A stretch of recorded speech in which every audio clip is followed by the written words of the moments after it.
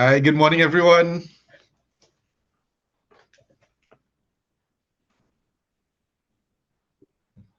Hope you all hearing me. Yes, we are hearing. Yeah. Yeah. Yes, good morning, Cool. Joe. So Yes, hello, good it's 10 morning. a.m. according morning. All right, so it's 10 a.m. according to my time here. So I believe it's the perfect time for us to begin. All right.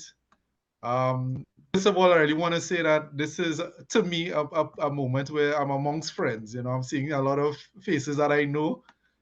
So I appreciate each and every one of you all being here. So, ladies and gentlemen, distinguished guests, and valued participants, good morning and buenos dias to you all. Now, welcome to the latest installment of the Doing Business with the World series, which is hosted by our gracious host, the Trinidad and Tobago Coalition of Services Industries.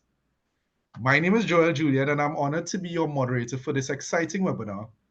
And to be honest, it's really an absolute privilege to have each and every one of you join us today as we embark on a journey of exploration into a vibrant economic landscape of Peru. Now, from my little research, I was seeing that the name Peru is derived from the Quechua word implying land of abundance, which is a reference to its economic wealth produced by rich and highly organized Inca civilization, that ruled the region for centuries. Now, the country's vast mineral, agriculture, and marine resources have long served as the economic foundation of the country. But by the late 20th century, tourism had also become a major element of Peru's economic development. And I don't think that's surprising to any one of us because, with beautiful destinations like Lima or Machu Picchu, or even getting the chance of seeing the alpacas, is quite understandable why tourists will go there in their droves. And as we gather here virtually, spanning distances and cultures, our shared commitment to fostering international collaboration and promoting cross-border partnerships comes to life. Now, guiding us today is somebody who I consider a friend, and I'm not just using that term loosely. I really consider His Excellency David Malaga, the Ambassador of Peru, a friend. Because they say when you break bread with someone, that is a sign of friendship and being able to bond. And I've had that opportunity, and I really thank you for being here with us this morning, David. Right? And giving us an overview of Peru, the place to do business is Mr. Daniel Cordova Espinoza, the Director of Investments in the Promotions Divisions at the Commission for the Promotion of Peru for Exports and Tourism, or aptly known as PROM-Peru. And while Mr. Cordova Espinoza and I haven't been able to meet officially as yet, I'm sure by the end of this webinar, and even further on, we'll be able to break bread at some point in time and be able to get closer together, and be able to create a bond, which is honestly what this webinar and the Doing Business series is about, being able to connect with each other. And also joining us from Peru to give us insights on the Peruvian exportable offer is Mrs. Sayuri Sakiyama Melendez. Now, I want you all to just forgive me. My Spanish is horrible. So if I do butcher any pronunciations of any names or something like that, I apologize from beforehand.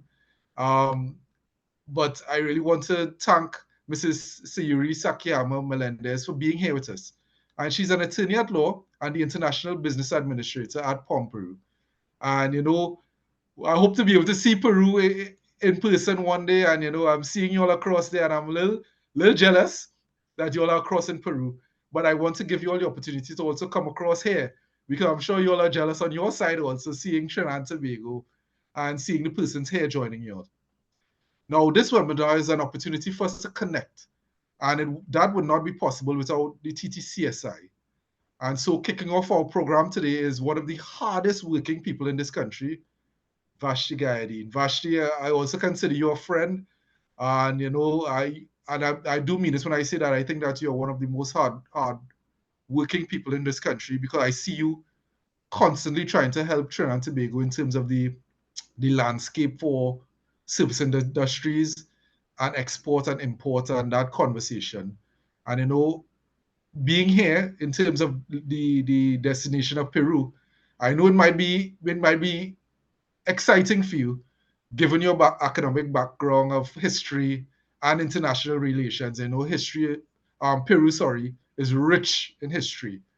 And, so without further ado, let us seize this opportunity to connect, learn, and build bridges that transcend borders. So let's embark on this enlightening journey together. So at this moment, I just want to open the floor to you, Vashti. Welcome. Thank you so much, Joel. Distinguished ambassadors and embassies representatives, government officials, partnering associations, sponsors, members of the board of directors of the TTCSIs, member associations of TTCSI, staff of the TTCSI, ladies and gentlemen, buenos dias.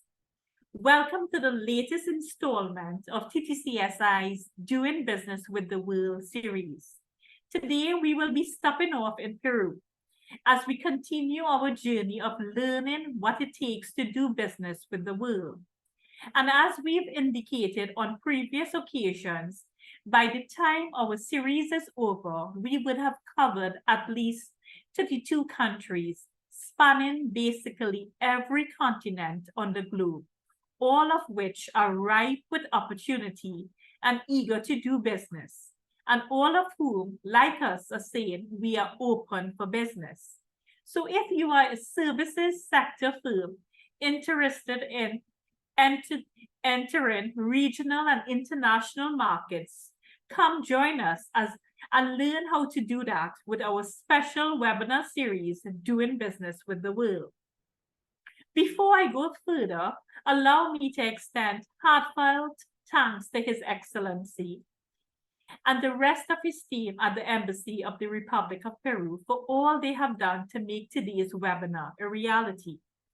We are shining the spotlight on Peru, and our speakers promise that doing business with Peru is not as complicated or shrouded in mystery like the famous Nazca lines in the Peruvian desert, or as complex and dense as Peru's section of the Amazon rainforest. Trust me, navigating Peru's business regulations won't be the equivalent of hiking up the Inca Trail to Machu Picchu. Peru and Trinidad and Tobago share a friendship that is 55 years strong, as we established diplomatic relations on February 5th, 1968. In addition to often standing together at the United Nations General Assembly on important issues involving global security, geopolitics, and economics, we are also partners in the Organization of American States, as well as in CAF, the Development Bank of Latin America and the Caribbean. If you do a Google search for Peru, the results will point to its rich archaeological heritage, the Incas, Machu Picchu, the mysterious Nazca lines, which is the backbone of its thriving tourism sector. This sector employs some 11% of Peru's population. In 2021, Peru generated around $1.04 billion in tourism revenues. By December 2022, that figure had moved up to $3 billion according to CEICAdata.com. For Trinidad and Tobago services sector, companies operating in the tourism industry, that certainly sounds like desirable growth and an exciting market they may wish to explore. I am sure some of you already may have participated in the embassy's business-to-business tourism promotion during this month.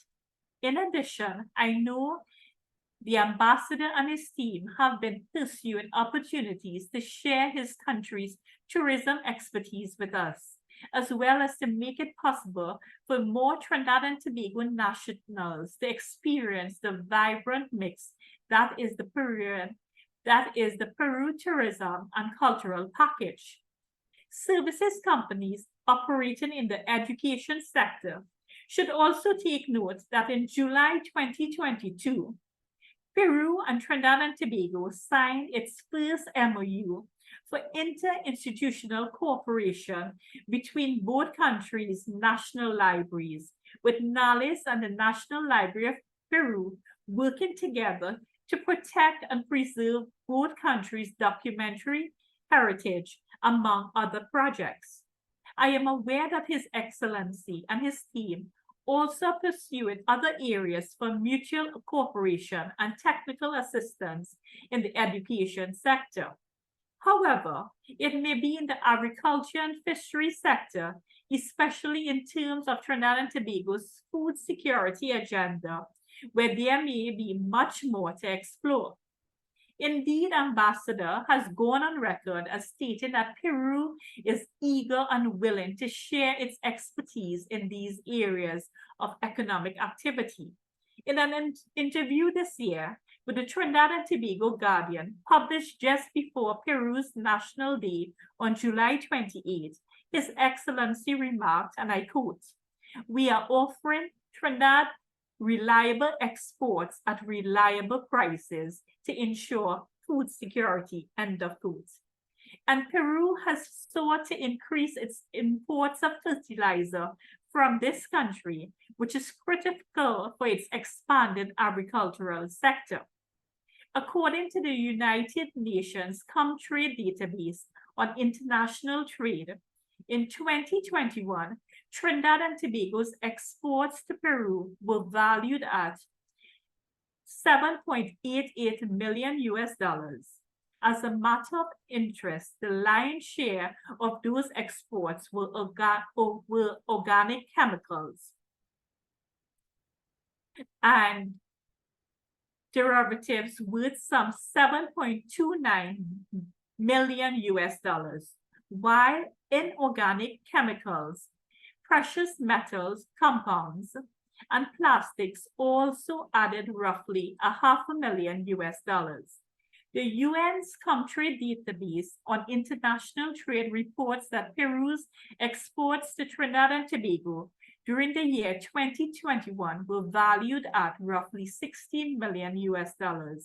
Of that figure, plastic contributed $10.27 million, vegetables, fruit, nuts, food preparation made up just over $936,000, and dairy products, eggs, honey, and other edible products were valued at $880,000. It must be noted that Peru is one of the world's largest exporters of what is known as the golden grain of the Andes, which has been gracing our grocery shelves for many years now.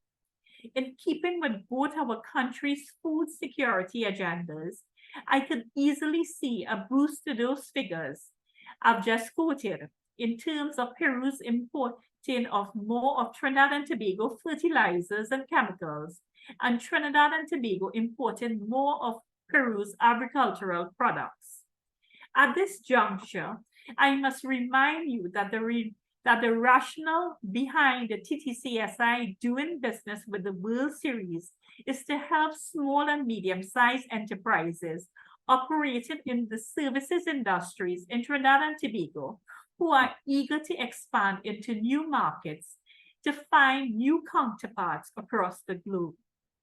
One important step we have taken to support our SMEs is to create a national services exporters portal.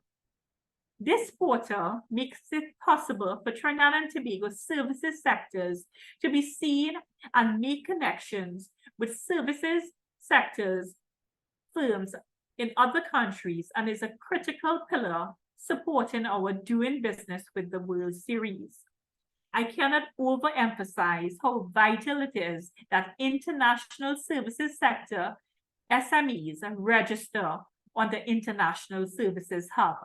And September next month, this NSCP is going to transition into an international services hub, whereby we would be given international firms to register, the opportunity to register on the portal, which enable us to facilitate business-to-business meetings. So do not let this tremendous opportunity slip by you. Before I wrap up, I must again extend heartfelt thanks to His Excellency and the rest of his team at the Embassy of the Republic of Peru for all they have done to make today's webinar a reality. Our warmest appreciation goes out to His Excellency personally.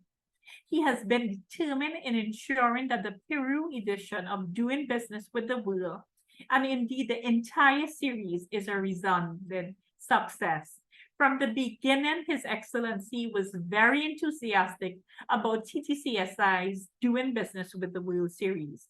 On a side note, Mr. Ambassador, thanks for introducing many of us to our first Pisco Sour at that cocktail and launch event on May 29th. We at TTCSI eagerly anticipate the time when we launch the Flavors of the World component of the Doing Business series. We know you are anxious to demonstrate why Peruvian cuisine is commanding global attention these days. Ladies and gentlemen, let us turn our attention now to all that Peru has to offer in terms of business opportunities across economic sectors, and especially for services sector companies, as we dive into the intricacies of doing business with Peru. Ladies and gentlemen, I thank you. I thank you very much, Vashti. And I really want to thank Vashti for starting the ball rolling with us this morning. And I've heard about that cocktail, Your Excellency.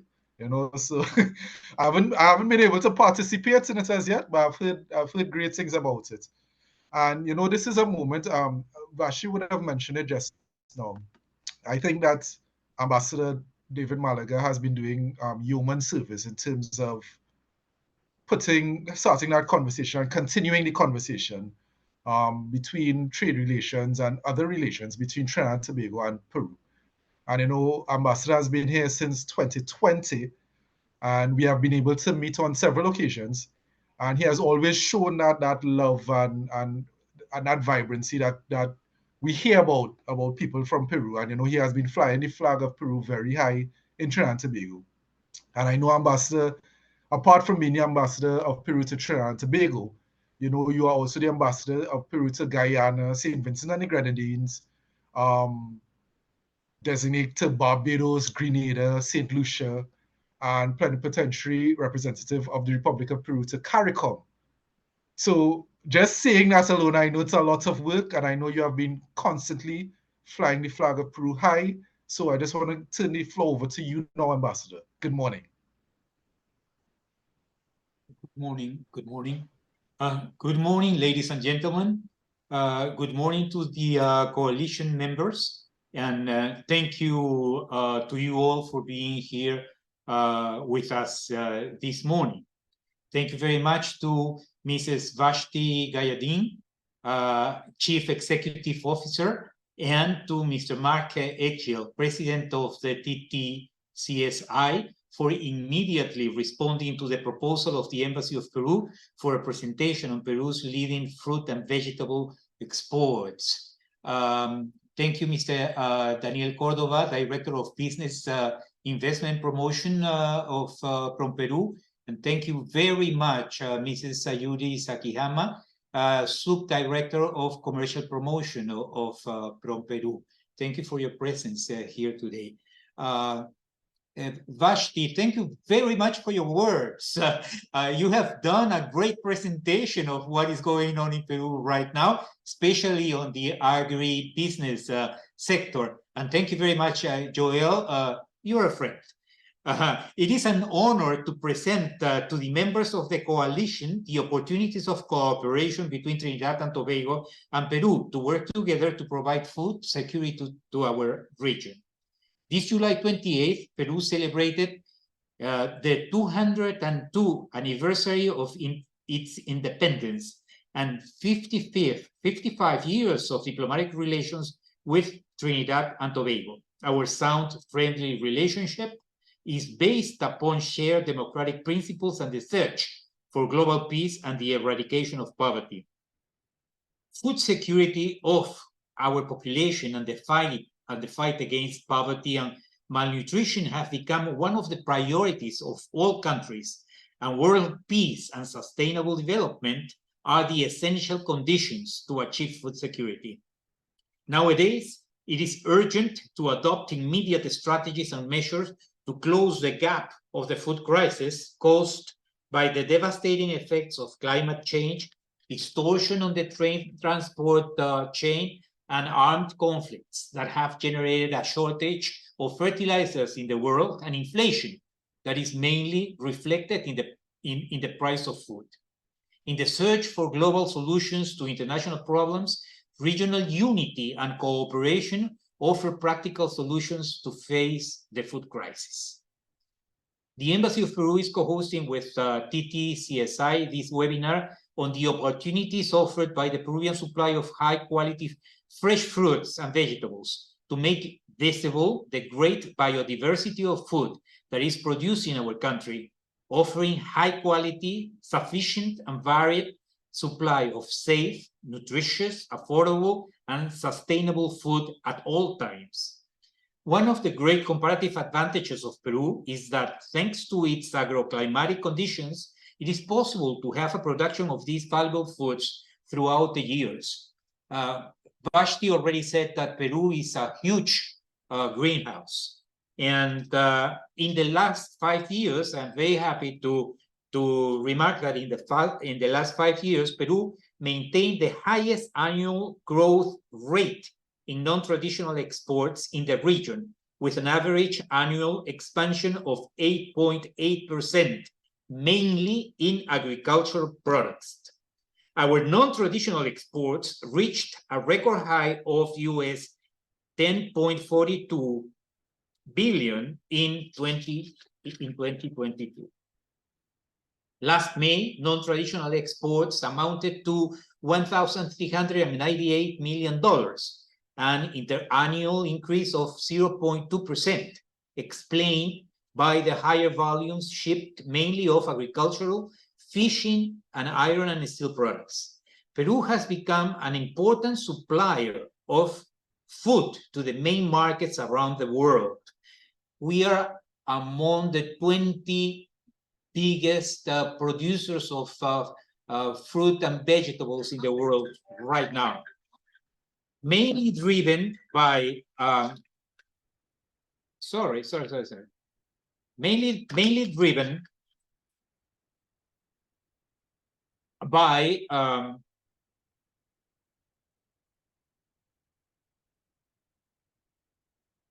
small farmer associations. We register exports to the USA, our main market, Asia, South Korea, China, and Hong Kong, basically for fishery products, and to Europe, Netherlands, and Spain for agricultural products such as avocados. I would like to remark that Peru participates in the most important international fruit fairs. We were at Fruit Logistica in Berlin with a stand of more than 500 square meters, and Peru will have a pavilion in Asia Fruit Logistica, which will be back to Hong Kong in September. I remember those days in 2012 when we started with a stand of 20 square meters. And we have come a long way. Strict certification is fundamental for trade, since it generates trust between importing and exporting countries by ensuring that products and services have the established quality, safety, and performance specifications required by household consumptions. SENASA Prestige, that's our agency for certification, is very well known internationally. Thank you very much for your participation here today, and please allow me now to introduce Mr. Daniel Cordova and Mrs. Sayuri Sakihama, experts from the Peruvian Commission for the Promotion of Peru for Exports and Investment from Peru. And last but not least, I would like to remind you that from the 13th to the 16th September, we are holding the second food festival here in Trinidad at the Hyatt Hotel. And we'll be very glad to have you there with us celebrating Peruvian gastronomy. Thank you very much, and I hope that you have a very good morning, and I wish you the best to all. Thank you. Thank you very much, Your Excellency. Always a pleasure hearing from you, and it's always fantastic hearing about the plans that you have to help continue the partnership between Peru and Trinidad and Tobago. Right. So now we are preparing for the session where we learn a little more about Peru. You know, there are some things that we can learn on the internet. You know, we could Google, but there's also we could get a fuller picture of what Peru has to offer. And giving us that picture here today is Mr. Daniel Cordova, the Director of the Investments Promotions Division at PROM Peru. Now, previously, Mr. Cordova worked as the Vice President of Research at the Capital Markets Division at Credit Corp Capital.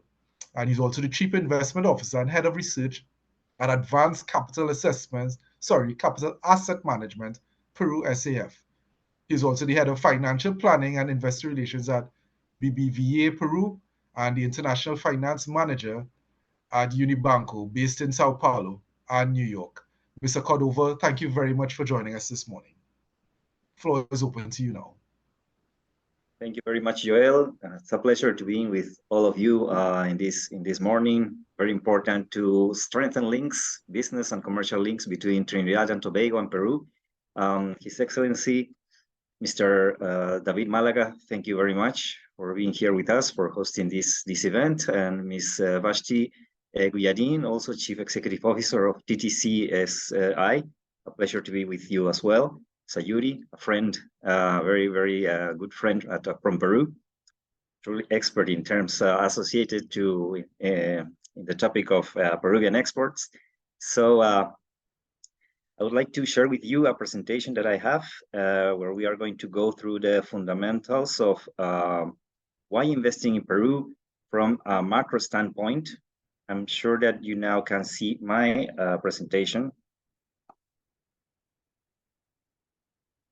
Okay, so Peru is a country of opportunities for foreign investments. At PROM Peru, we are devoted to presenting all the relevant information, as I mentioned, from a macroeconomic point of view, from a legal standpoint as well, presenting the legal framework of Peru that facilitates the arrival of foreign investments, and also going deeper at the information, the relevant information of some key economic sectors so that foreign companies can see and assess all the opportunities that Peru has to offer.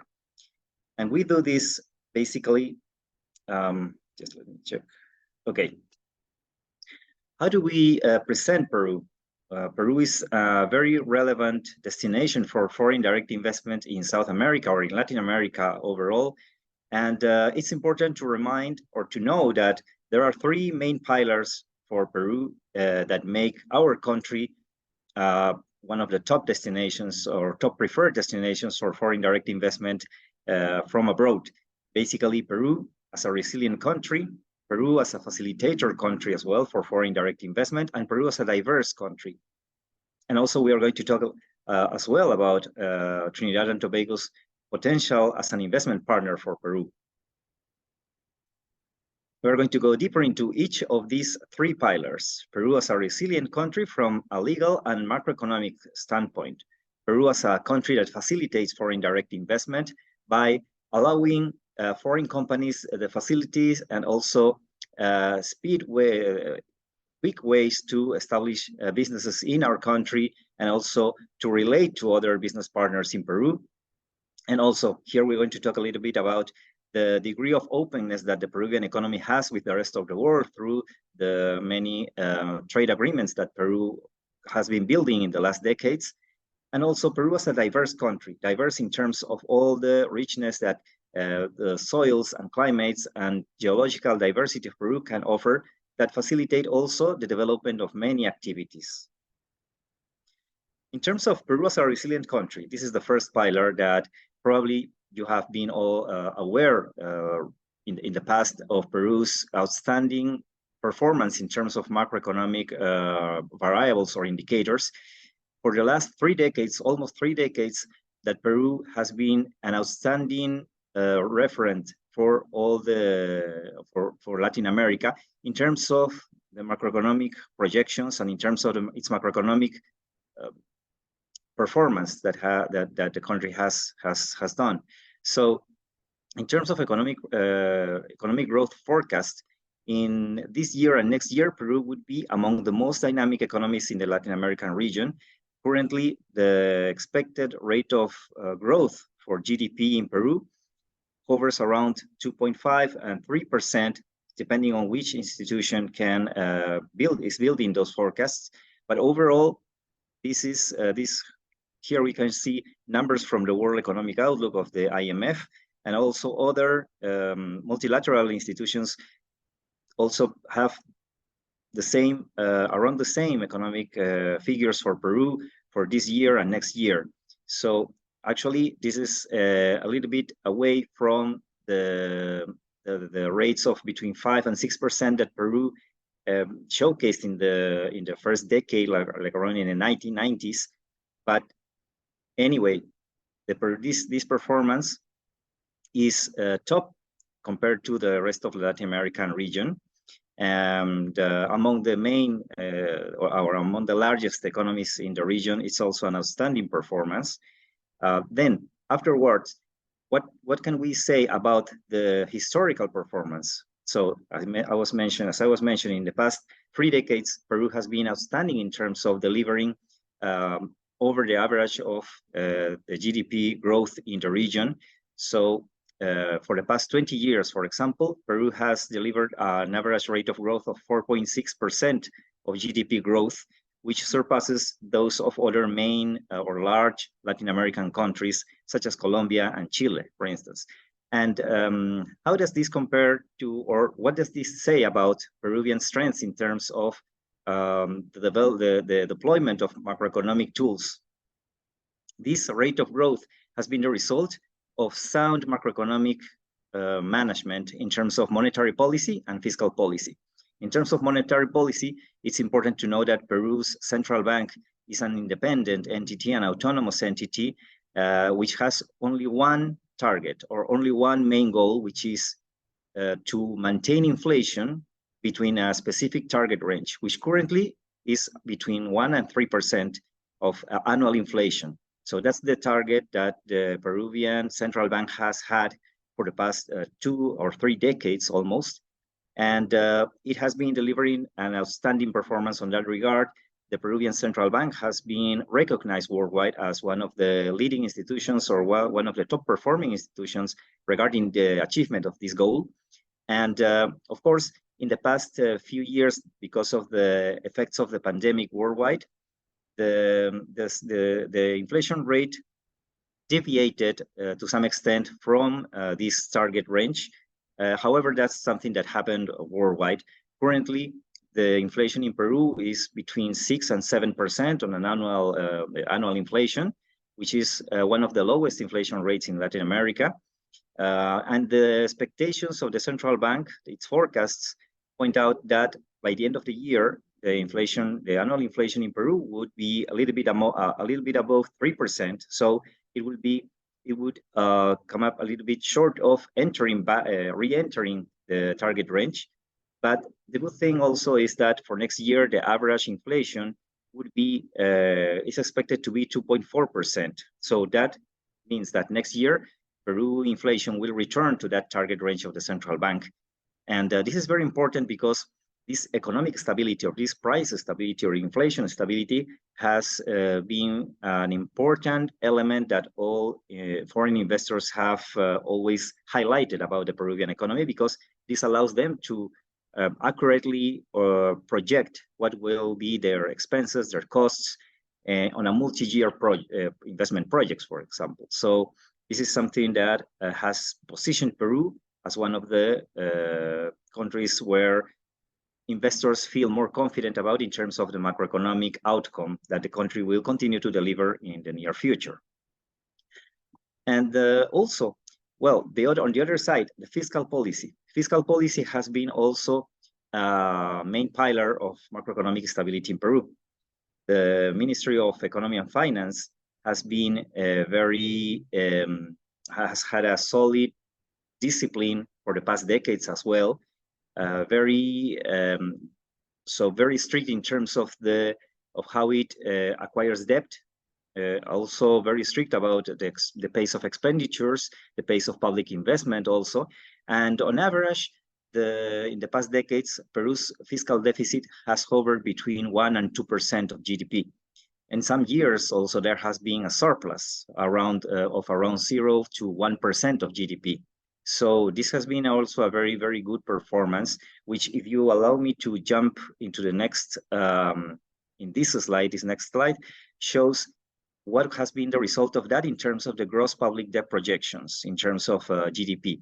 You can see here that Peru is expected, well, last year and also this year and next year, the gross public debt of Peru, in terms of as a percentage of GDP, will hover around 33%, which is one of the lowest rates, the lowest indebtedness rates in Latin America, and also in considering many other emerging markets in the world. So this is a result of this prudent management of the country's public finances. And this is one of the key reasons why, if you allow me to jump back into the previous slide, the credit rating in about the credit metrics in Latin America, Peru has been able to maintain in the last decades the second position, just second to Chile, in terms of the best credit ratings in the region. So right now, the three main credit rating agencies in the world rate Peru as an investment grade, in an investment grade position. So this is also helping Peru to attract many foreign investors, and it's also a guarantee that Peru is being currently managing very well both its monetary and its fiscal policy. Now, one of the effects of this is how the country risk of Peru is performing right now, and this has been the case for the past years as well, for the past decades also, that Peru's credit rating is positioned as the second best in the region after Chile. And this is based on metrics by the MBIC index delivered by JP Morgan. Also, this has been the case throughout the pandemic, the years of the pandemic between 2019 and, well, 2022. The credit rating of Peru, it jumped a little bit by the beginning of the pandemic with the rest of the Latin American credits, but then also afterwards it stabilized and maintained a top position, sharing that position with Chile. Right now, Peru, as I mentioned, is the second best credit rating in the region, and this is also a stamp that guarantees investors that Peru's macroeconomic policies are very well managed and can be, this is because, as I mentioned before, of the independence of the central bank and also the strict control from the Ministry of Economy and Finance. A reflection of that as well, or a consequence of that prudent macroeconomic management, is the behavior of the exchange rates in Latin America, in the case of Peru, the Peruvian sol, and how it fares against other countries in the region. As you can see here, in the past, well, this is a sample of the past 22 years, where you can see how Peru, which is the red line, has performed in a very stable fashion versus other countries, other current currencies in the Latin American region, compared, for instance, with the performance of the Colombian peso or the Brazilian real. Peru's sol has been very stable, and this is also something that helps a lot investors when they want to forecast how the prices and costs that their businesses face or would face if they operate from Peru, they go and establish their companies in Peru. They can expect a country where the exchange rate is relatively stable, based on the prudent management of the central bank in terms of the monetary policy and the credit policies that are implemented by the central bank. So this is also a proof of confidence on the Peruvian economy. Now, the second pillar, Peru as a country that facilitates investment. And there is something that I want to stress specifically, because Peru, from the government and also from the private sector, both are working together, have been working together also in the past decades, in trying to coordinate and try to create the best conditions, the best business conditions for foreign investors to establish in Peru. And how has this been the case from the point of view of the public sector? Peru right now, well, of course, it enjoys a strategic location in the center of South America as a gateway to the Pacific Basin. Peru is right in the middle of Latin America, faces the Pacific Basin, and has this important access to one of the regions that has the fastest, has been having and is currently expected to continue having one of the fastest pace of growth in the world, powered by China, powered by the Southeast Asian region, by Japan, for instance, as well, and also from the economic dynamism that comes from Mexico and in North America in general. So Peru is eager to continue leveraging on this strategic location, and for that, in the recent years, the Peruvian government has been strengthening many infrastructure projects to continue taking advantage of this strategic position. For example, recently, the Ministry of Economy and Finance has been preparing a new national plan for sustainable infrastructure for competitiveness that is going to stress and propel the process of to summon investors who are interested in around more than 70 investment projects until 2025. Many of these projects have been currently awarded in recent years. Some of others are being currently analyzed and are going to be deployed in the coming years. And this overall, what this is aiming at is to strengthen the connectivity infrastructure for exports from Peru, and also for businesses that want to operate in Peru, not only to take advantage of the internal or domestic consumer market, which is not that big compared to other countries. We currently in Peru have around 33 million inhabitants. That's not that big compared to other economies, but Peru is gradually building and strengthening this type of infrastructure to become a more competitive and even more competitive platform for producing in Peru, for foreign companies to establish in Peru, produce in Peru, and then to export those goods and services to the rest of the world. And to that extent, Peru is currently engaged in aggressively promoting investment into airports, into ports as well, along the coast of Peru, into highways that can connect many of the main ports and cities in the coastal region of Peru to the Andes region and to the Amazon region as well, from where many of the products that have been highlighted by the ambassador come from and could be exported to the rest of the world. So, for instance, in Peru currently, the port of Callao, which is located in Lima, is the main port of Peru, is being upgraded by the private party that is investing in this port. But also then, north of Lima, around 50 to 60 kilometers north of Lima, there is this other port, which is the port of Chancay, which is currently being developed and being built. Our expectations is that by the end of next year or the beginning of 2025, it will start operating. And this port will be focused on a different set of products and industries from the ones that rely mostly on the Callao port. So this will be a perfect complement for all the rest of Peruvian exports. And also it opens the way for a highway that is being evaluated to be constructed that could link Peru to Brazil, to the Amazon states in Brazil. And then this is a way in which Brazilian exports also could reach the Pacific Basin, and through the Chancay port or through the Chancay port or through the Callao port could reach Asian markets. So that's a sample of what the aggressive pace of infrastructure Peru is currently undertaking to strengthen its position. But also, Peru is a facilitator country not only by the works of infrastructure or the infrastructure project that it is propelling right now from the public sector, but also taking advantage of and offering the private sector, not only offering Peruvian private sector, but offering foreign companies that could establish and consider establishing in Peru the vast array of trade treaties that Peru has with the rest of the world. As you can see here, Peru currently has around 22 free trade agreements signed with other countries and economic blocs in the world. There are a few of them that are currently also, besides those already signed, there is also a set of trade treaties that are currently under negotiation, for instance, with India, for instance, with Turkey as well. And there are other like potential trade agreements that could come up in the pipeline with Indonesia, for example.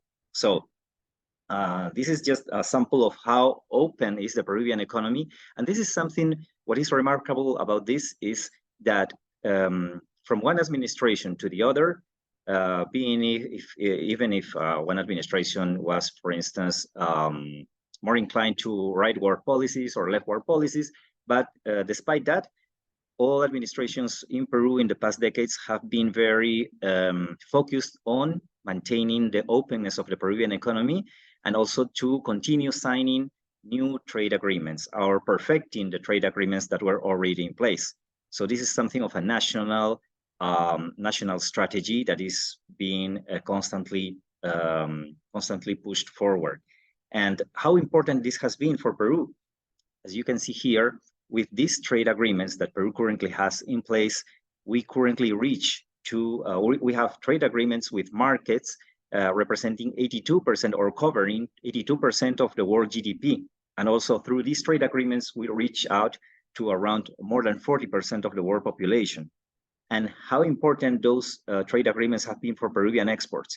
As you can see also in the right-hand side part of this slide, right now, the more than 90% of Peruvian exports work or are performed under the umbrella of the current trade agreements that Peru has. So that means that effectively, once a trade agreement is signed, it immediately takes, the private sector immediately takes advantage of this to deliver more products and services to that respective market. And this is also, of course, an invitation for foreign investors or investors from Trinidad and Tobago to take advantage of, as well of these conditions. Besides the trade agreements, Peru has also 28 bilateral investment treaties with many countries in the world that guarantee a fair and just way of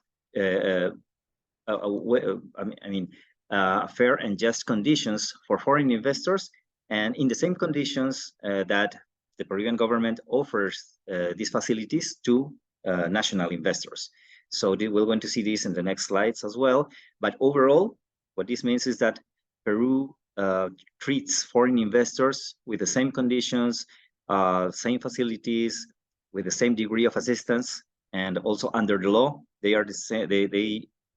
They can receive the same treatment as a Peruvian investor. Also, we are developing and analyzing new agreements to avoid double taxation. Currently, Peru has 9 of these treaties. And then going now to other type of facilities that or characteristics that make Peru a country that facilitates investments. Peru currently ranks in the Latin American region in some of the first positions, in some of the top positions in terms of soft landing variables. For instance, in terms of the number of days that takes that takes a foreign company to establish an operation in Peru, that's lower than the average that it takes for the rest of Latin America. Also, in terms of the costs associated with this, with opening a branch in Peru, also lower than in Latin America. And then the degree of wages flexibility in Peru is also higher than the average in Latin America. So overall, this means that in Peru, it's relatively easier than in Latin America and in many countries in Latin America to establish and set up a business. So, and this is something that the Peruvian government has been very, very eager as well to continue improving the conditions for foreign companies to establish in Peru.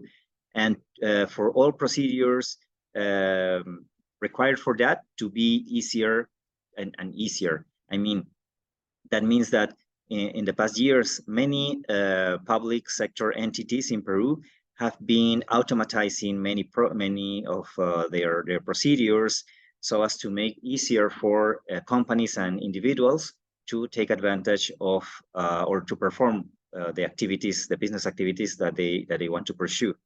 So also in terms of this type of policies from the public sector have allowed Peru to continue improving in the ranks of in levels of competitiveness, not only economic competitiveness, but also in terms of innovation and in terms of reputation versus other countries. And this comes not only from the fact that Peru is a very welcoming country in terms of the prices that foreign nationals can find in our country, in terms of the standard of living, and in terms of the richness of the gastronomy that they can find also, but it also comes in terms of the level of security and the level of how eager the Peruvian people is to receive foreign nationals and to make them feel welcomed in our country and to work with them and to collaborate with them.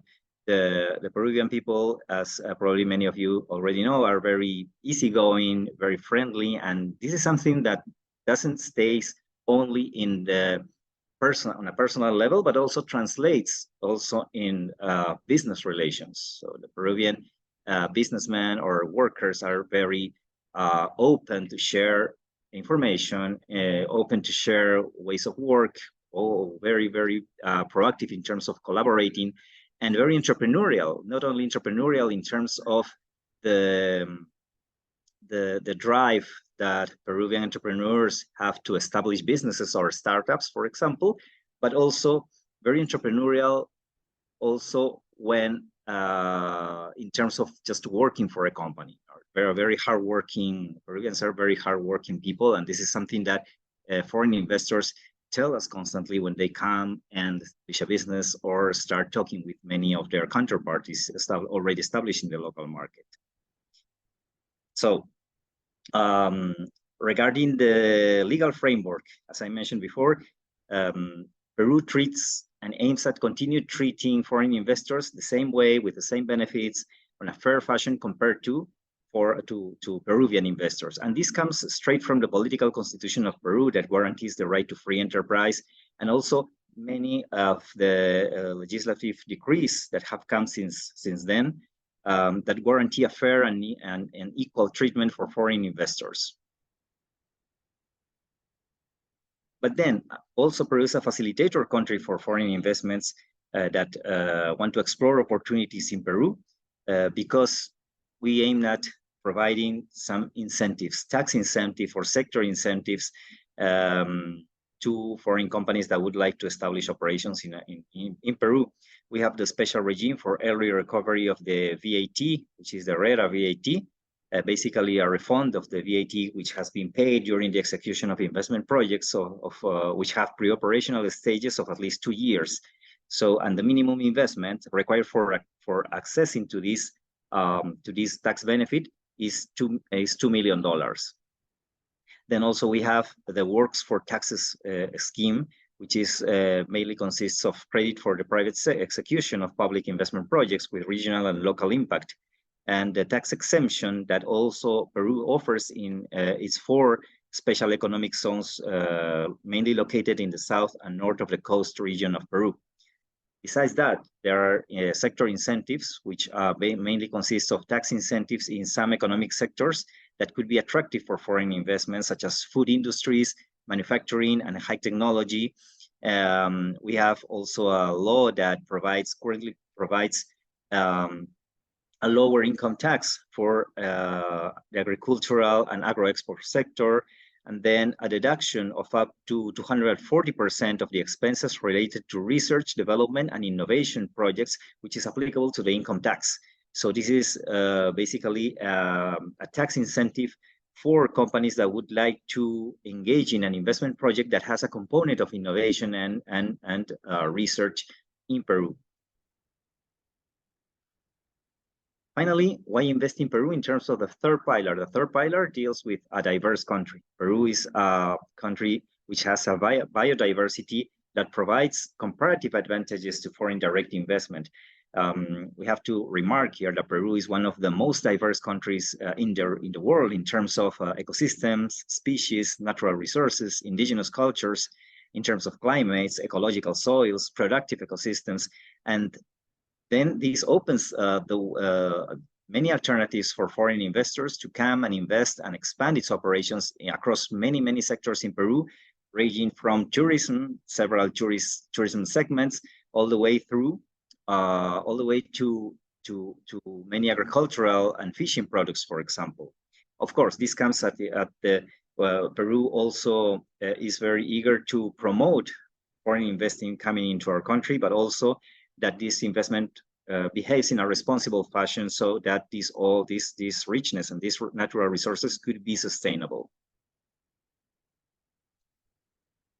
Some key sectors for attracting foreign direct investment to Peru.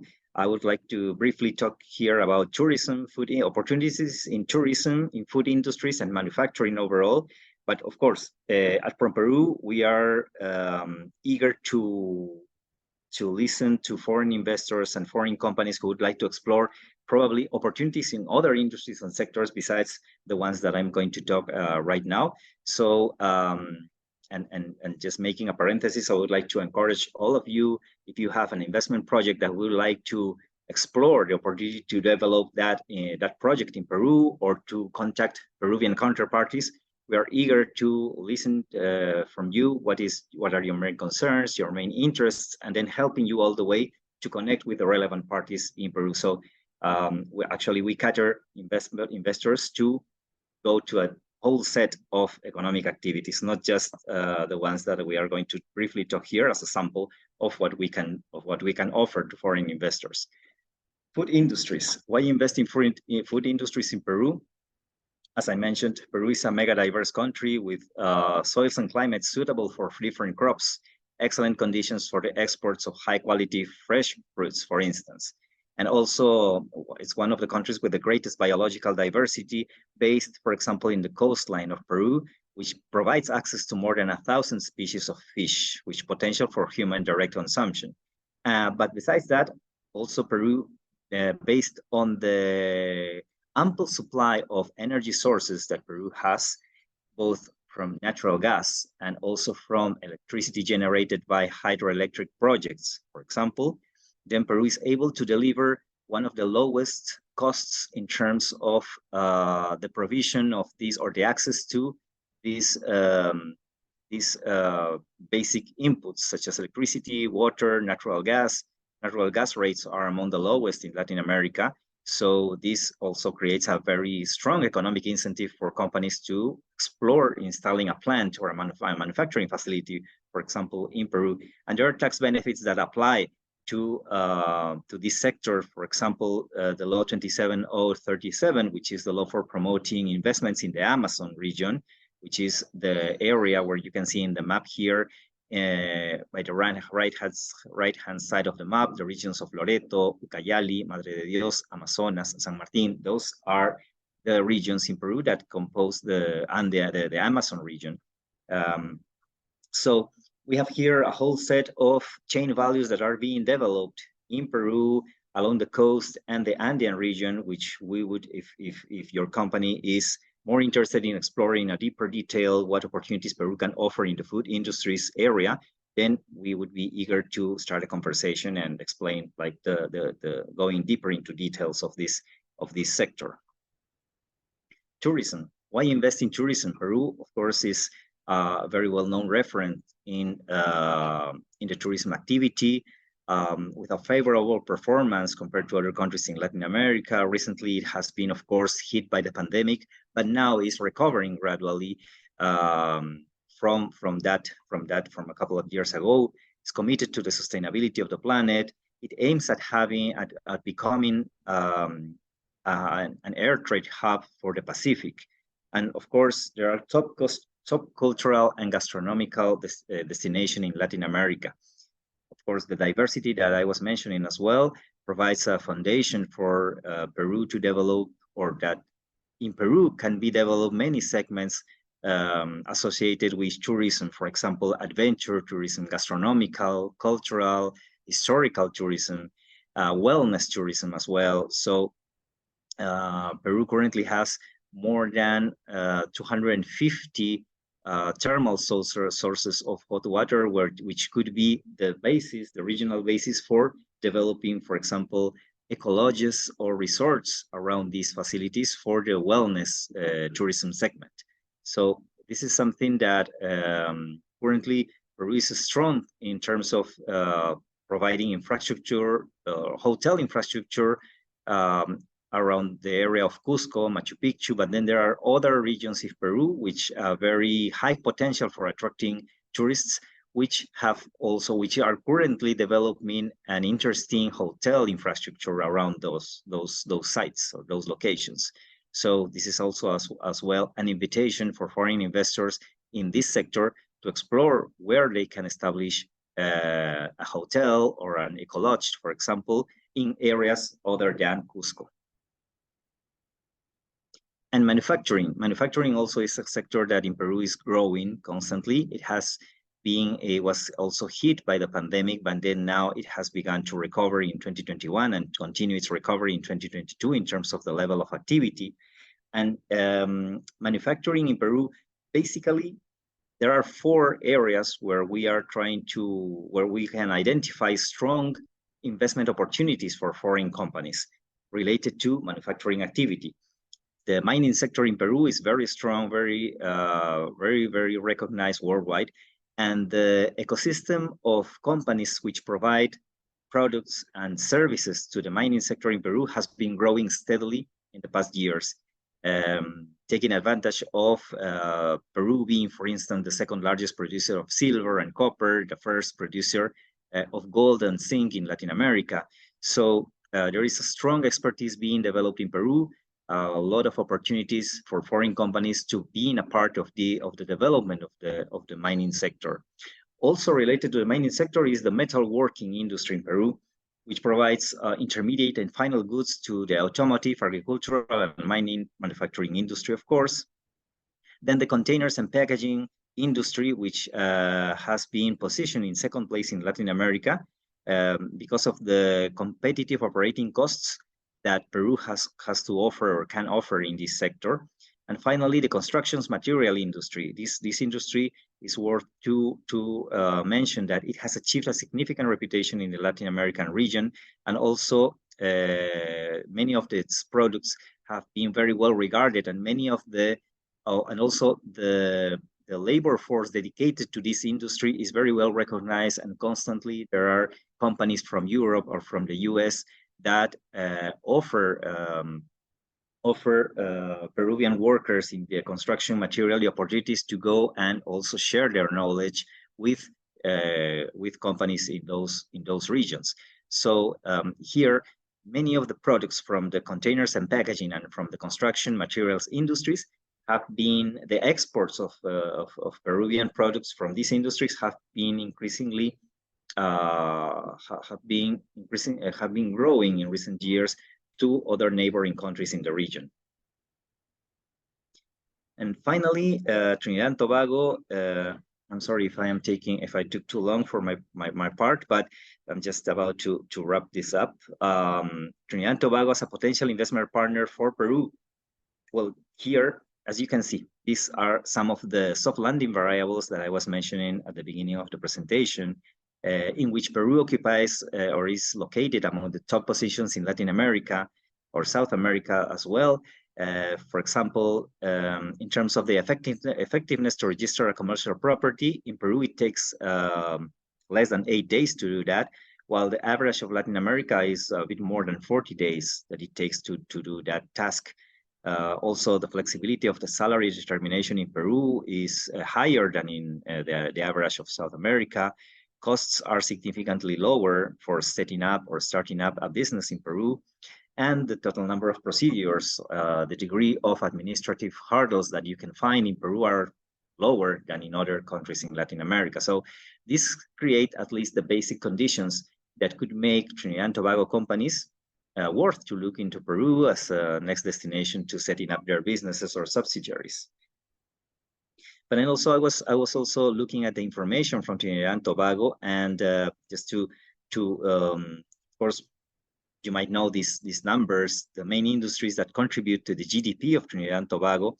And it was interesting to highlight from here the importance of the mining sector, the manufacturing sector as well, and the trade activity in Trinidad and Tobago. So what we in our team at From Peru were taking notice of is that probably there might be an entrepreneurial or a business sector in Trinidad and Tobago that might be eager to find counterparties in Peru in the manufacturing arena or in mining related industries as well, construction of also linked to those two sectors, manufacturing and mining, where we can make synergies among the private sectors in our countries. And there are, as I mentioned, there are many opportunities still waiting to be developed in Peru in many manufacturing industries. So, and also in the mining sector as well, to continue offering high quality products to the rest of the world. So here is an opportunity where we can start talking a bit more on a case-by-case basis, depending on the particular interest of your company or your industry. And finally, we made a quick analysis of the foreign direct investment or the investment that comes from Trinidad and Tobago to the rest of the world. And here I would like to highlight that our source of information is the platform FDI Markets from the Financial Times. Of course, there may be other sources, and we constantly try to search for other information sources so that we might have the complete picture. But based on the information that we get from this portal, we can see that Trinidad and Tobago basically has invested a lot in its neighboring countries in the Caribbean region and also in the United States and Central America. But so again,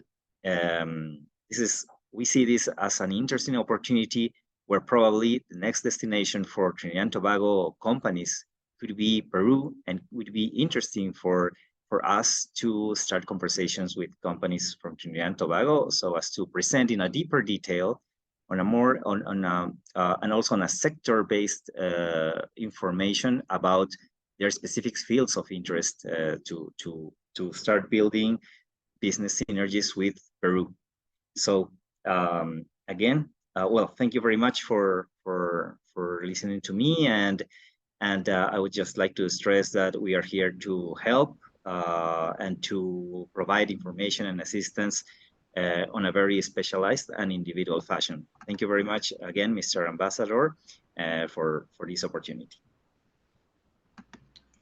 Thank you very much, Mr. Cordova. I think thank you very much for delivering an exceptionally insightful and detailed presentation. I think I speak on behalf of everyone because I was taking my notes and my notebook ended up filling up, and it's really insightful information. I really appreciate you giving us such in-depth knowledge with respect to the landscape of Peru, and taking that time to truly enrich us in terms of the economic and business landscape of Peru. I'm sure after Mr. Cordova's presentation that many of you will have questions. So I also want to take this opportunity to let you all know that our intention, the TTCSI's intention, is to make this event as interactive and informative as possible. I think that Mr. Cordova's ticked the box already in terms of informative. So we also want to ensure we have the... Thank you very much. Thank you very much, Joel, for the presentation. Who's going to help me? Who's going to help me to share the presentation that I sent? Thank you. Thank you very much. Good morning to everybody. His Excellency David Malaga, Ambassador of Peru, Mr. Haydn Alenid, Director of TTCSI, Mrs. Vashti Guyadin, Chief Executive Officer at TTCSI, Trinidad and Tobago Coalition Services Industry members, and to all participants in this webinar, thank you very much for the interest in Peru, and thank you for the opportunity to present you important information to do business with Peru. My name is Sayuri Sekihama. I'm Deputy Director of Commercial Promotion of the Export Promotion Director from Peru. And today I will present 2022 export results of Peru in terms of main sectors and products that we export, as well as the main markets where our exportable offer goes to, among other information. Next slide, please.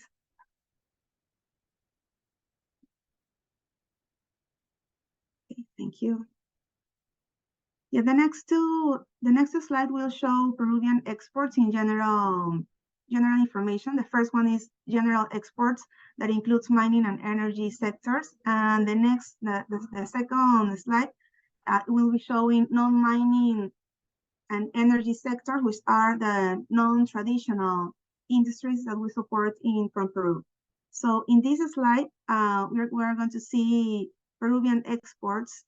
And in the last 2 decades, we have shown sustained growth at an annual rate of 11%, rising from USD 6,088.3 million in the year 2000 to USD 63,000 million in 2022. Over the past year, there has a growth of 3.7%. 9,127 companies exported, 70% being micro, small, and medium-sized enterprises. A total of 4,953 products were exported to 168 markets.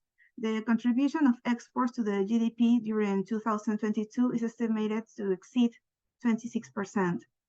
This trend is a result of significant milestones in the Peruvian state trade policy, trade agreements, and implementation of PENCS. PENCS is a national export strategic plan that, in my opinion, it was a key instrument that allowed Peru open itself to different markets.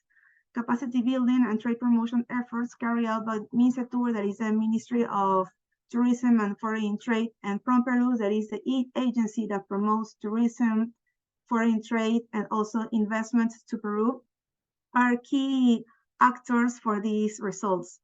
And also helps with the entrepreneurial vision, tendency, and also initiatives that Peruvian exporters always have. The mining and energy sector reached last year 4,033 million, experiencing a slight 0.1% decrease, representing 66% of the total exports. This slight contraction is attributed to the lower shipments of minerals such as copper and its concentrates, gold, zinc concentrates, among others.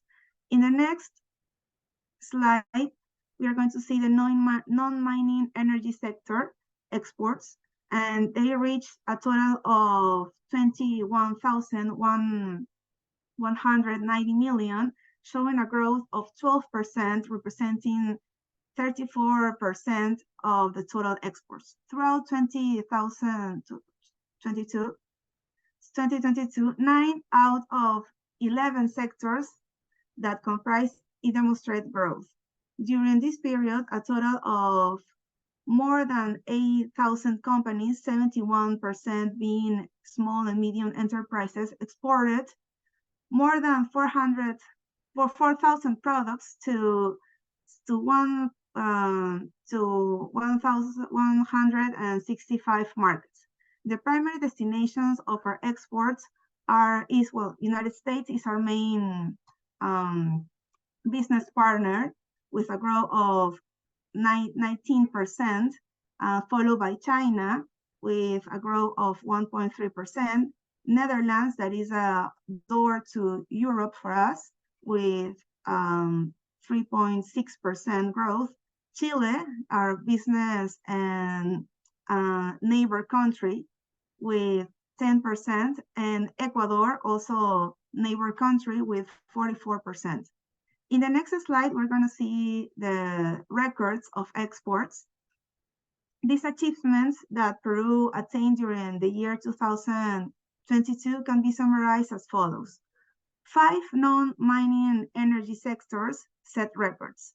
Agro business with 9.8 million USD in exports, fisheries with 4 million, chemicals with 2.3 million, iron and steel metallurgical with 1.6 million, and metallical with 663 million.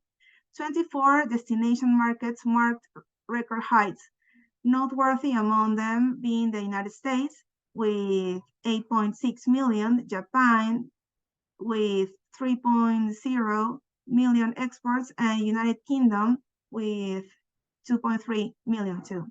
11 regions reached all-time high levels of exports.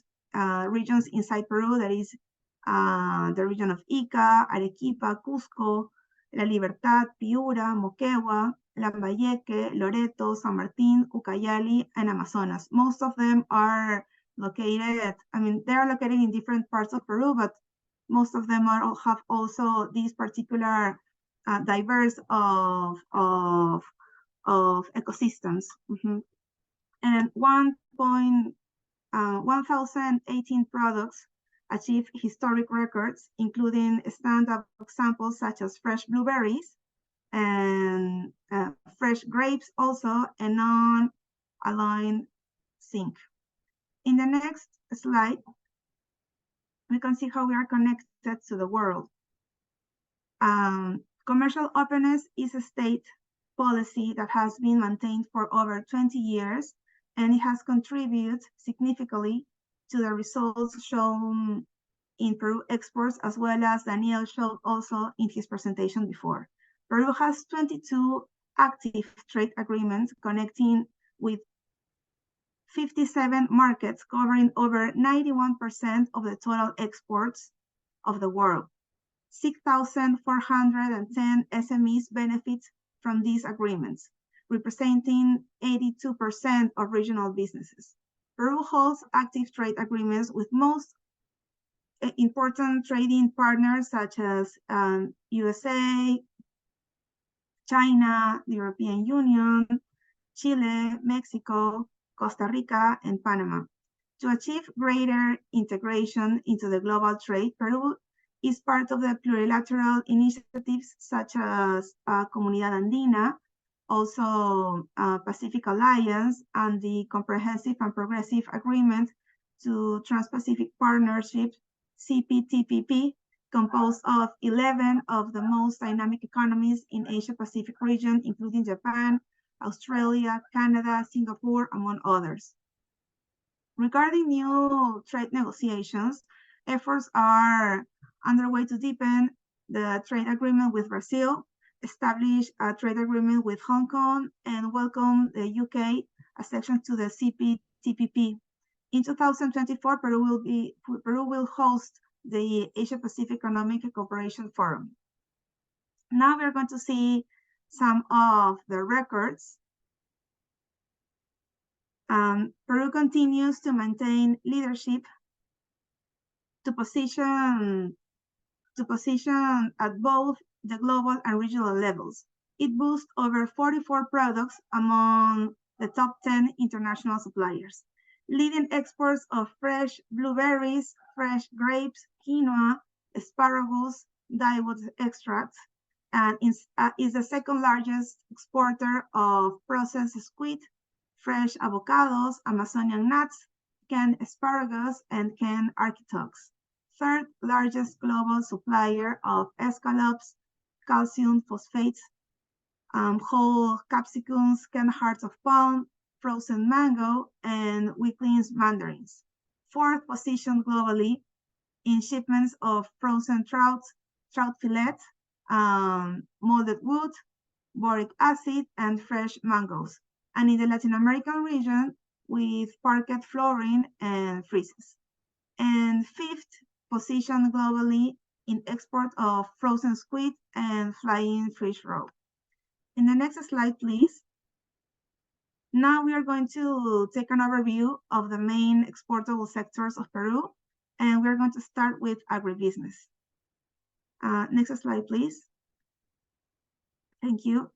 Agro exports reached a record figure at the close of 2022, achieving 9.8 million, almost 10,000 million, with a growth of 12% compared to 2021. A total of 2,784 companies have exported 660 products categories to 133 markets, with 68 being small and micro enterprises.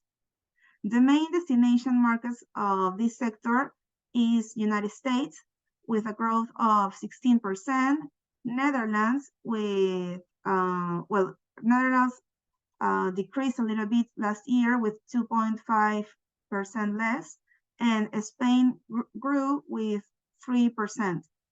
The most dynamic markets were Mexico, with a growth of 62%, and USD 293 million of exports, Colombia with 55% with an export of USD 296 million, and China with a growth of 52% and 304 million of exports. In the next slide, we're gonna see which are these main products.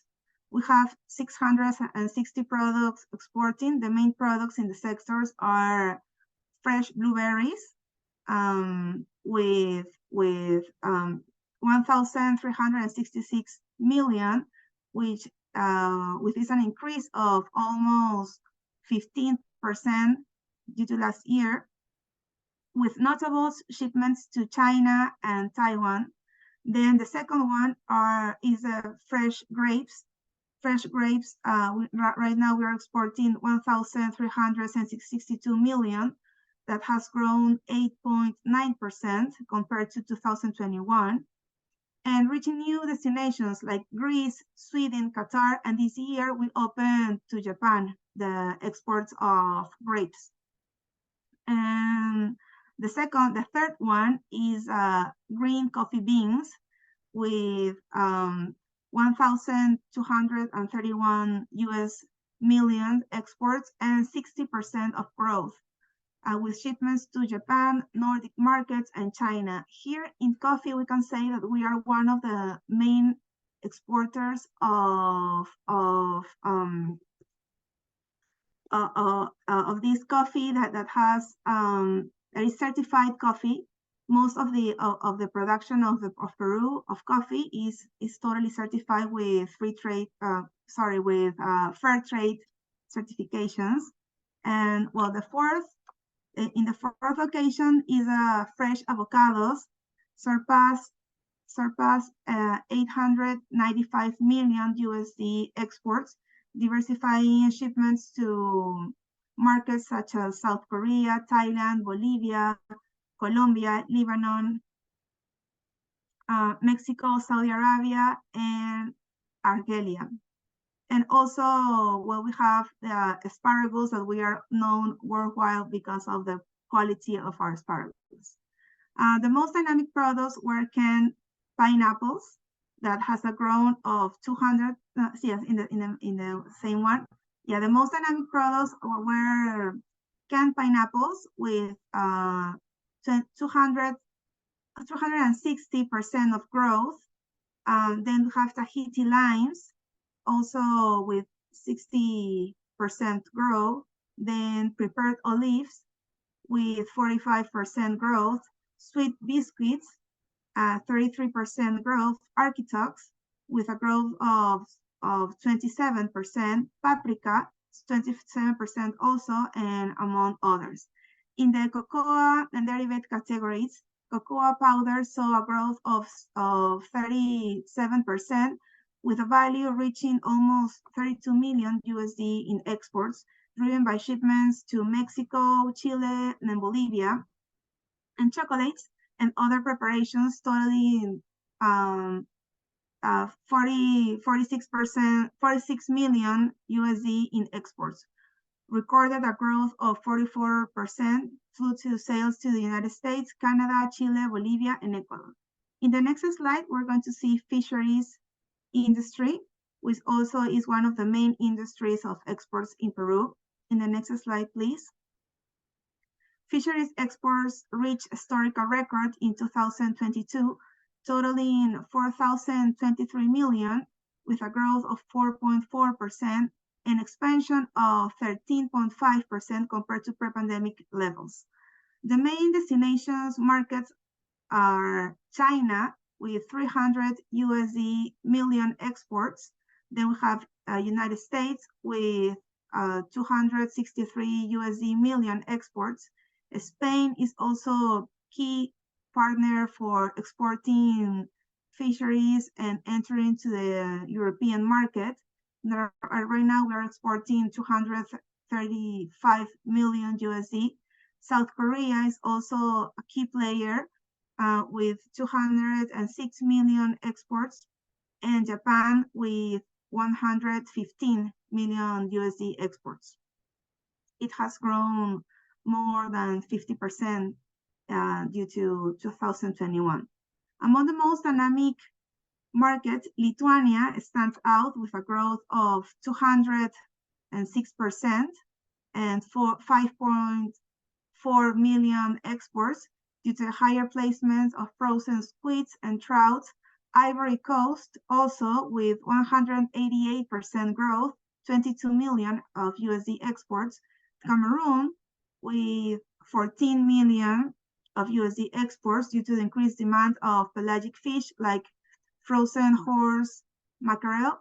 And United Kingdom has also grown with 65% with 25 million USD exports.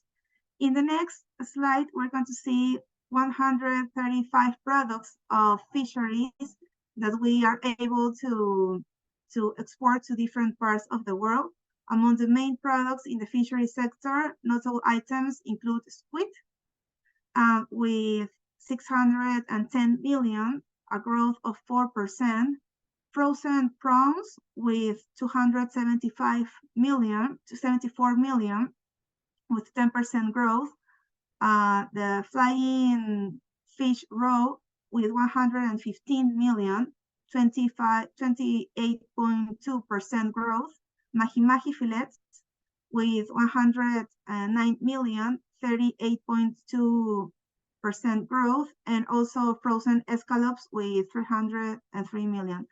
Here, I would like to make a special call about mahi-mahi fillets because we are trying to promote the sustainability procedures where the mahi-mahi are collected from the Pacific Ocean and how it's produced and exported to different parts of the world. Among the most dynamic products are frozen sea orchids with a growth of 150%, almost 6 million USD exports. Canned tuna also with a growth of 43%. We are exporting right now 41 million in USD. Frozen mahi-mahi fillets again with 38% growth. We are exporting 109 million USD. Flying fish roe and river or fresh sea orchids. In the next slide, we're going to see the manufacturing industries. And the next slide, please. Thank you. And in this slide, we can see that we reached 144 markets. Exports from miscellaneous manufacturing sector reach, as we can see in the graphic, 5.5 million USD dollars. A total of more than 4,000 companies exported 2,771 products to 144 markets. Compared to 2021, sector export grew by 22%.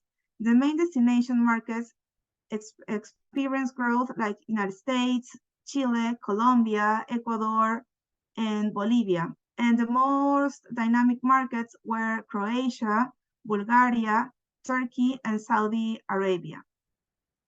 In the next in the next slide, we can see which are these main products that we are exporting in the manufacturing industries. The miscellaneous manufacturing sector is primarily composed of subsectors, including chemicals, iron and steel metallurgy, non-metallic mining, mechanical materials, and construction finishes, among others. Exports from the chemical subcategory reach a value of 2,345 million, representing 42% of the manufacturing sector's exports. Iron and steel metallurgy export a total of 1,683 million, including accounting for 29% of the manufacturing sector's exports. Non-metallic mining exports concentrated about 15% of the total exports of the sector. The main products in these sectors are calcium phosphates with USD 500 million of exports, raw zinc with 317 million USD in exports, copper wire with 306 million USD exports, sulfuric acid with 222 million USD exports, and anthracite with almost 200 million USD exports. The most dynamic products included iron or steel sheets, bars, profiles, and tubes. Also, denatured salts, profile woods, and iron or steel wire rods. Additional to these products, in this sector, we also are promoting building materials and finishes, and certified woods from the Amazonian rainforest, natural ingredients for cosmetic and healthcare industry, equipment for food industry like oven, machinery, packaging, also auto parts. We also produce auto parts in Peru. Mining suppliers. These type of suppliers can be machines, equipment, and also we offer services. We export services in mining. As you know, Peru is a mining export country. So we have grown not only this sector, but also the side sectors related to those. So we have products, machinery, equipment, and services also to exports, among other products. In the next slide, we are showing apparel and home deco sector. Next slide, please. Here, we see that the clothing and decoration sector experienced a growth of 19.6%, reaching 1,873 USD million of exports, marking the highest value in the past 5 years. A total of 1,913 companies exported 717 products to 108 markets across the 5 continents. The main markets in 2022 are again United States with a growth of 25%, Chile with a growth of 2%, Colombia with a growth of 25%, Brazil with a growth of 20%, and Ecuador with a growth of 14%. As you can see, not only United States is one of our main partners for the apparel and home deco sector, but also Latin American countries is a very interesting and special destination for our clothing products. The most dynamic markets were Venezuela with a growth of 79% with 36 million USD exports. France grew 65% and with an export of USD 24 million. South Korea grew 47.6% with 6 million USD exports. Switzerland with 4 million, and Romania with 4 million too. In the next slide, we're going to check which are these products. So the main products that we export are cotton shirts for men and women, value USD for 460 million with a growth of 23.7%, followed by cotton shirts with 195 million with a growth of 68.2%. Other sweaters with USD exports last year of 116 million, it grew 54%, and undershirts and tank tops that we export last year 92 million USD, and it grew almost 4%. The most dynamic products in the sector are cotton trousers for men with a growth of 55%, and clothing accessories is also growing very fast with 92%, and coats and overcoats with 132% of growth, and knit blazers of alpaca mostly with 260% of growth last year. In the next slide, we are going to see which are how is our connection with Central America and the Caribbean. That is a very important market for us, and is growing really fast, buying our products, especially in the manufacturing sectors and also agribusiness sector. Here is an important information is that last year when we were doing the planification for this year's plan of activities, most of the businesses explain why Central American and the Caribbean is important for them, and that's why we held this year 2 trade missions, one for manufacturing, miscellaneous manufacturing, and the other for food and agribusiness, also fishery, and the business people that went were actually really happy because of the results of the negotiations. Last year we exported to Central America and the Caribbean 149 millions of USD, and it continued growing, which are our main focus is HoReCa sector for supplying hotels, restaurants, and also for the building and construction sector, that we can supply also different miscellaneous manufacturing that we have. And well, the main products that we have promoted in these trade missions are packaging and for food and beverage, woods for the Amazonian rainforest, for flooring, and hardware products, food and beverage machines too. And also for regarding to food industry, pulps of fruits that goes very well with different cocktails and combinations. We are also trying to increase the exports of pisco and mix it and blend it with different fruits from the Caribbean and Central America, so it can be easily for you to taste the product, and fisheries as well. So as you can see, this overlook is quite promising for foreign trade relationship between Peru and the Caribbean, and also with Trinidad and Tobago.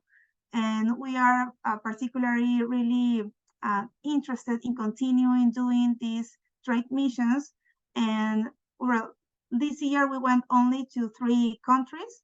We were in we went to Panama, to Dominican Republic, and to Costa Rica, but we are looking forward growing the destinations and trying to go to other countries in Central America and the Caribbean, and in this way strengthen the business link between our 2 countries. If you have any question or further, if you would like further information, I would like you to enter to this link that is exportemos.pe. Yes, here this one, so you can check more about our products or our supply chain, and how also there you can see some simulators of how you can export or import the products from Peru to Trinidad and Tobago.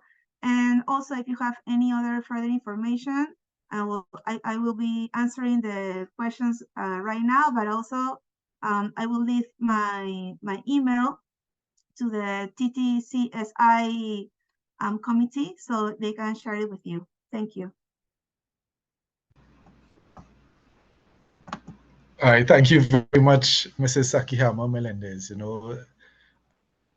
Following on, Mr.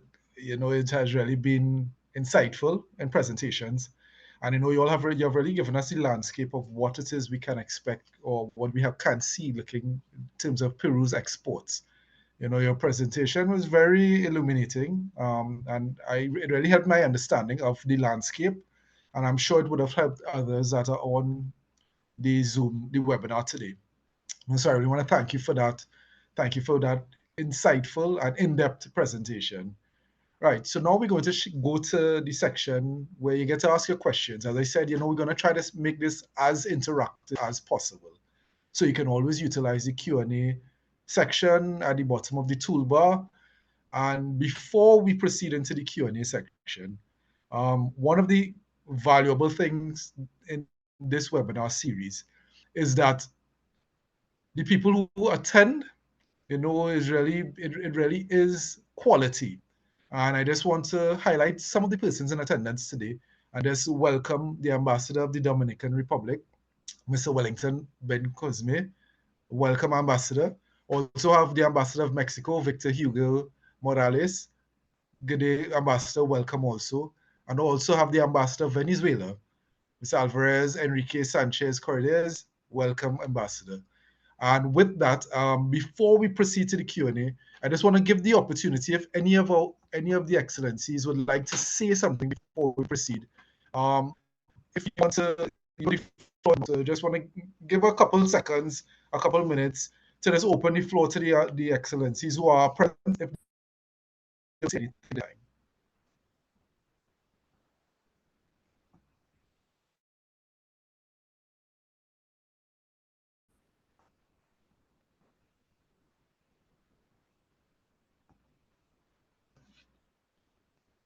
Ambassador Morales, I'm seeing the icon coming up. I don't know if it's that you would like to say something. So.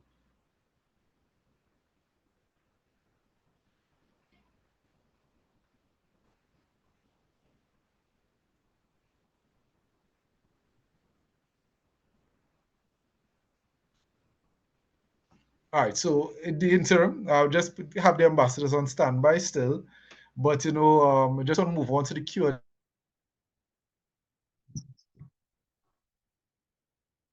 section. So fortunately, listen to the recent presentations. There's a lot of information for that, very in depth. I myself will be going through some of the presentations even afterwards, to just keep myself in tune with what's going on in Peru. So one of the questions that so far is, are there shipping lines between Peru and Trinidad and Tobago? And how many days does it take to transit cargo between Peru and Trinidad and Tobago? I don't know who would like to tackle that.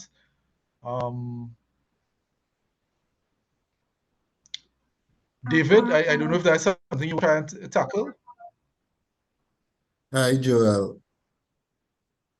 Joel, we are fortunate. We have Director Hayden Allen on yes, board, Hayden. who is a former Yes. How are you?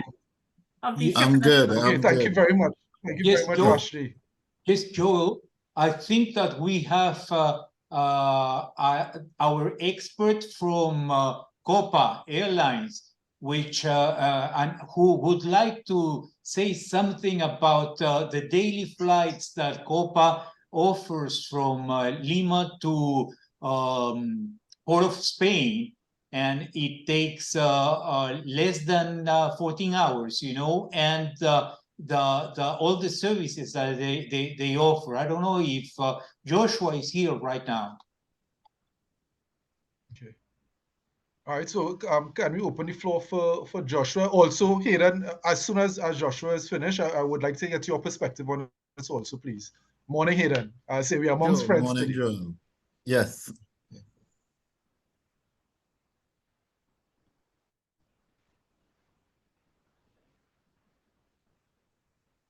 Hello, can you hear me?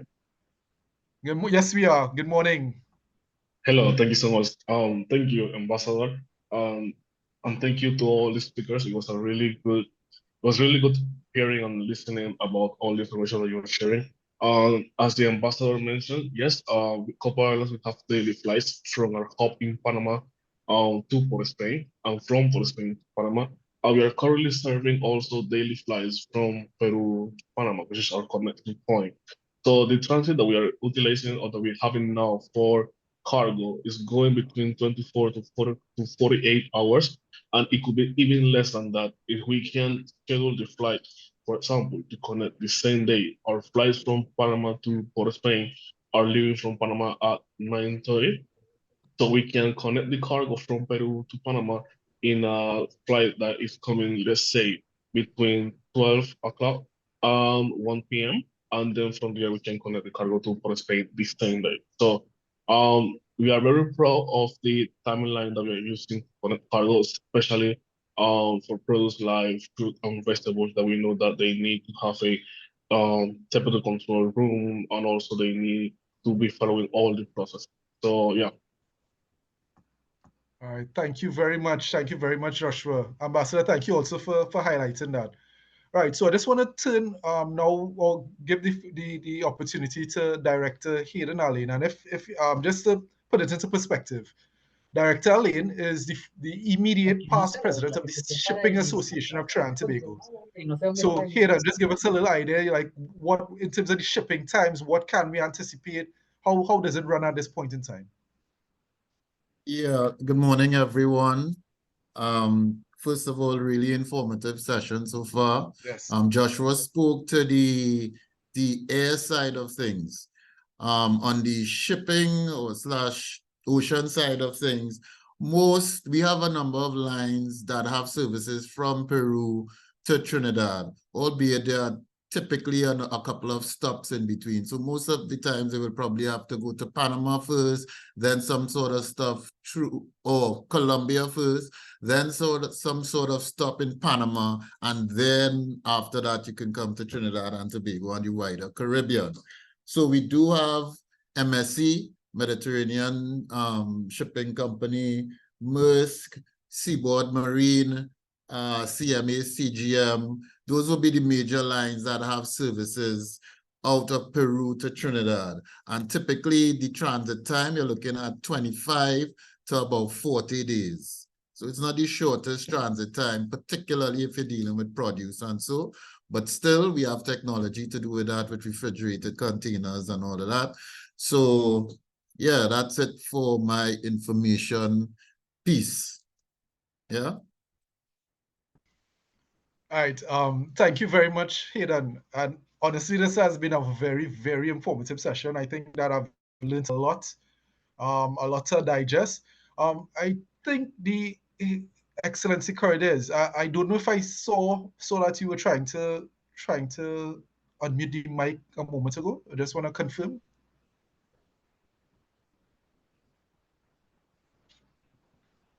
All right. If not, I'll continue to proceed. All right, thank you again, Hayden. All right, so the next question comes okay, where can they find, this question is from Rachel Tweed. She wants to find out where can you find more information on tourism opportunities.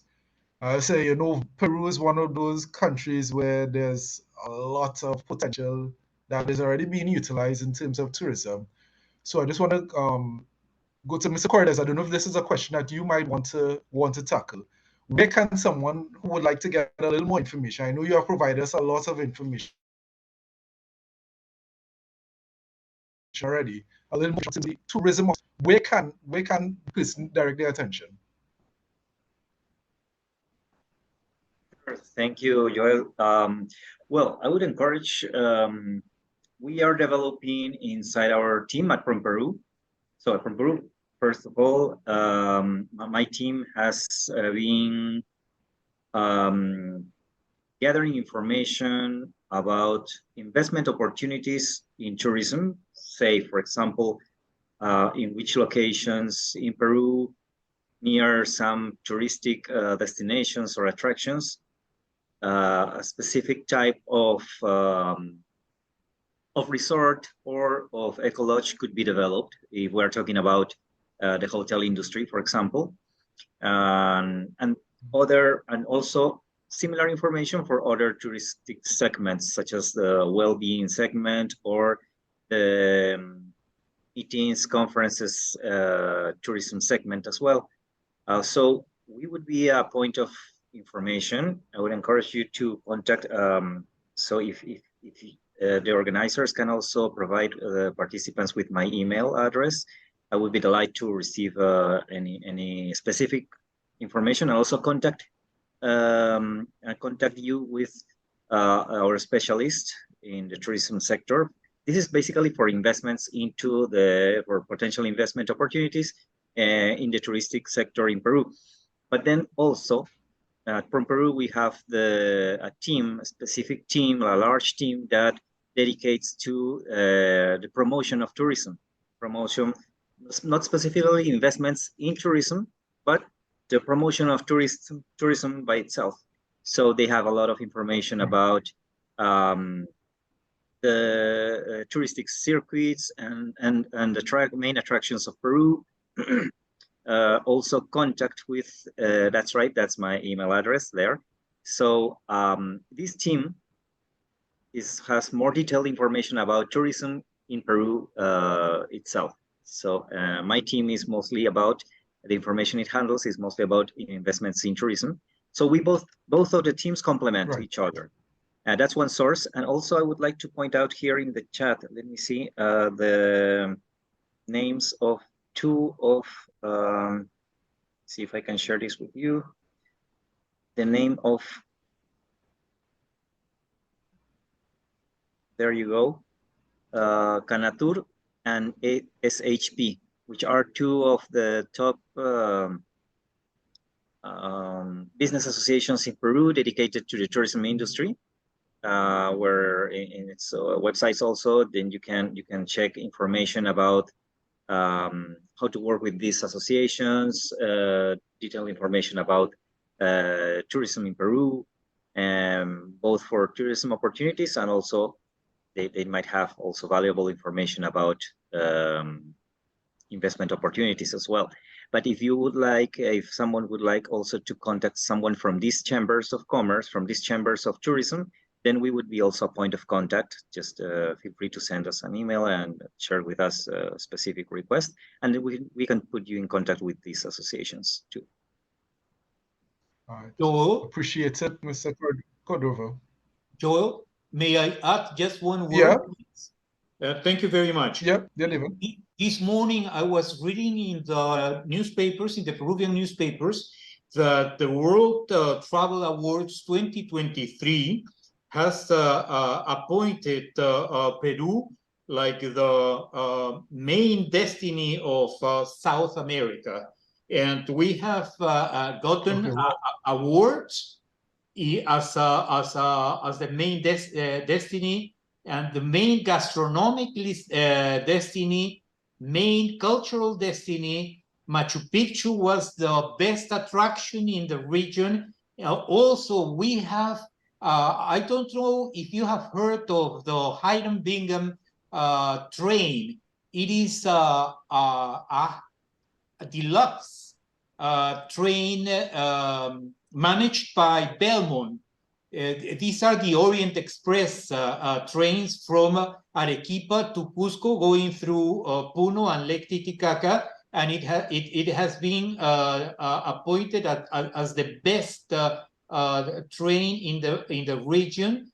The Marriott Hotel in Lima, it has been appointed as the best business hotel in the region, as well as the Sheraton and Yamapath is the main company in responsible, sustainable tourism. Sorry. Thank you very much. No, thank you very much, David. And I just want to take the moment to really applaud and congratulate Peru for making their mark continually on the global stage. So thank you very much for that. All right, so let's going back to the Q&A section. This question is, what are the visa-free requirements for travel and work in Peru? David, I don't know if you want to tackle this. Sure thing. Very briefly, Trinidadians citizens do not need a tourism visa to travel to Peru. We are very happy to say so. And for a business visa, you can come to the embassy and we'll immediately do all the proceedings, as fast as we can, and help you to go to Peru. Thank you. All right, so I want to bring Mrs. Sakiyama Melendez into the conversation with this question. And this question is coming from Anthony Chady with CMA Fruits and Vegetables Limited. Mr. Chady is saying that, currently Trinidad and Tobago importers need an import permit to import fresh fruits and vegetables into the country.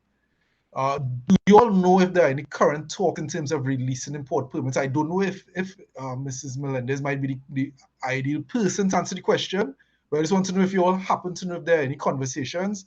And Vashti, I don't know if you could also assist in this question. Sure, we will look into it. Vashti? Yes, sure. If you please go ahead. Yeah, thank you. Now, I was going to ask which are the fruits, because each product has a different regulation. So if you would tell me which are the products specifically that you want to import from Peru to Trinidad and Tobago, it would be easier for me to check in the list if there's any kind of restriction, and if the permits are working on, and if there's still some kind of restriction, it's interesting that you pointed out, so we can talk to the Ministry of Foreign Trade so they can start looking for a solution to open it up. Okay, thank you. All right, Vashti, sorry, I think you wanted to say something also. No, I just said we will look into it. Okay, I appreciate it, Vashti. Thank you. All right, so that conversation, we could also reach out to Mrs. Melendez just to see how we can better pursue that conversation. Right. I'm not seeing any further questions at this point in time. So I just want to give the opportunity to the panelists, if there are any final words that you'd like to say. So I want to start off with you, Vashti. Is there anything that you would like to say? Anything coming out of some of the presentations that may have piqued your interest? Anything like that? Sure. On a lighter side, since we have so many ambassadors on board, there's one particular stakeholder who has, as we run this series, he has been visiting each country. So we have to look at, so this is the kind of interest that we are drumming up. Yeah. No, I think every time we do one of these seminars, webinars, it's like more enlightening. You want to be able to see the world more, because each country presents something different. Each country has very unique takes, and I appreciate this opportunity to even learn more, All right, anything else you wanted to say, Vashti? Not at this point? All right, thank you. All right, David, so I'm just going down the line. David, is there anything that may have come up during today's conversation that you'd like to enlighten us more on, or anything like that? Any further thoughts that you'd like to add at this point, David? Yes, yesterday we were talking with Mr. Chandi. He is a fruit importer, and right. And I believe that I understand that he is participating, and he knows about the PRI, which is a document that we are going to try to expedite for importing fruits from Peru. I'm sorry, I don't know the technicalities of the document. We just were talking yesterday on how to expedite the proceedings, and I hope that today we are going to talk some more. But I just would like to thank again Vashti and the TTCSI. You have been great. You and your team made all this hard organization easy for us. And we are here, we are waiting for the flavors of the world, right? Thank you. Thank you to all who were here today with us. Thanks. Well, David, before you leave, I know one of the things that you would have spoken about is the upcoming event in Hyatt. So let's give us a little more information in terms of just remind us of the date and that sort of information, please. Sure. Thank you very much. This is free advertisement, right? And we are holding the second food Peruvian festival at the Hyatt Hotel, which is one of the best hotels in Port of Spain. And it is going to be since the 13th to the 16th of September. And like last year, we are going to showcase also some cultural show. It is going to be a marinera peruana, which is a dance very well known in my country. And of course, Peruvian food and pisco sour again. You know, we want you to have a little taste of Peru, okay? Thank you very much. Yeah. Look forward to David. You know, I can only imagine how fascinating it will be. Right. So as I say, going down the line, one of the things that we would have experienced today is a very in-depth and informative presentations. Mr. Cordova, I just want to turn over to you. Is there anything that you may have heard during the course of our discussions, or anything that may have come up at this point in time? Any final words you'd like to leave with us?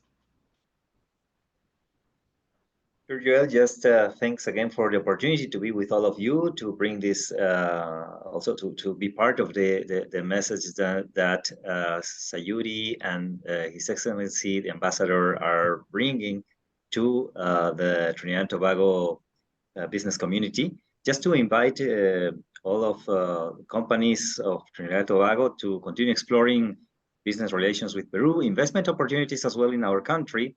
There are a lot of Peruvian entrepreneurs and the business community in general, which is eager to share investment projects that could be developed with international partners.